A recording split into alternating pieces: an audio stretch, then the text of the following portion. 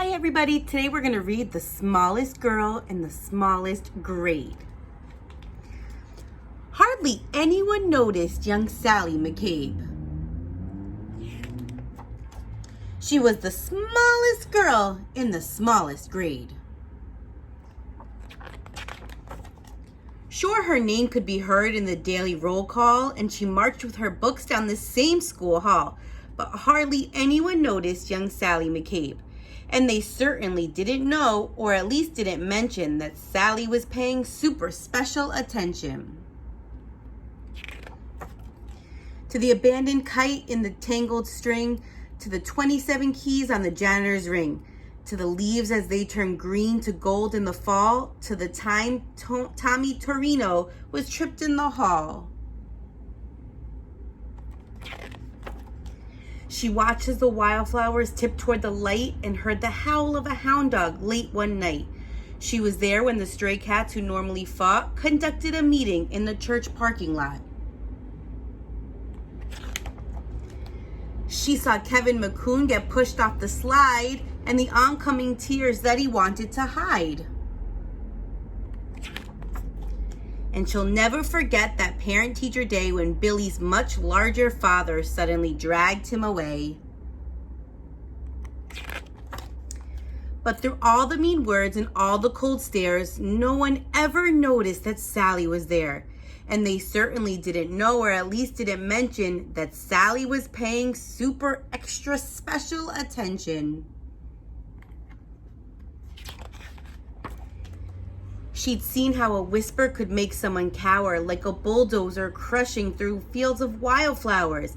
And it kept piling up, this discarded debris, those beautiful kites tangled in trees. So on February 3rd at 11:29, Sally stepped straight out of the lunchroom line. She said, "I'm tired of seeing this terrible stuff. Stop hurting each other. This is enough." Now, a few laughed out loud or didn't care that there was some girl with her hand in the air. But then something super extra special happened that day as Howard O'Henry suddenly set down his tray. Like waves rolling in one after another, first Molly rose up, then Michael's twin brother. It was Tyrone and Terrace, then Amanda and Paul, who pushed out their chairs and stretched their arms tall. From the friendly lunch lady with the dishes she carted to that new third grade teacher who had recently started. Yes, everyone there, even Principal Claire, had joined little Sally with their fingers in the air.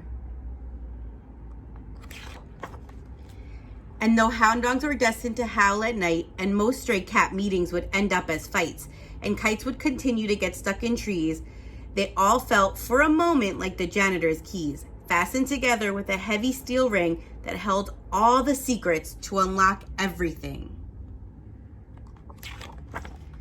As the world returned to the way that it was, Sally noticed the difference, as she usually does, when Billy paused briefly to open the door for Mrs. O'Connell and 17 more, or when Molly scooched over to make some space on the choir riser for Ellen and Grace. These moments that often get taken for granted, a wildflower appearing that no one had planted. The swings soon resumed with their rhythm and sway, and day turned to night and night turned to day.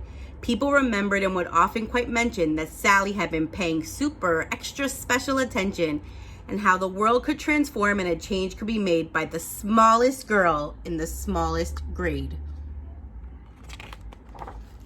The end. Hope you have a great day.